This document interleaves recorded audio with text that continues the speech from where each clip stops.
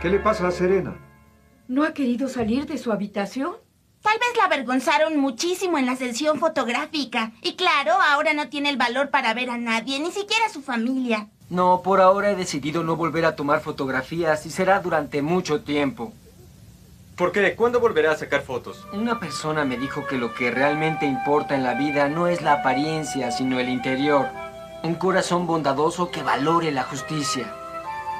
Cuando comprenda lo que eso significa realmente, volveré a sacar fotografías. ¿Quién le dijo eso? ¿Puede decirnos? Pues una chica que es muy linda. Te confieso que me gustaría muchísimo que Serena fuera así algún día. A mí también. ¿Cómo creen? Es un conejo sin sesos.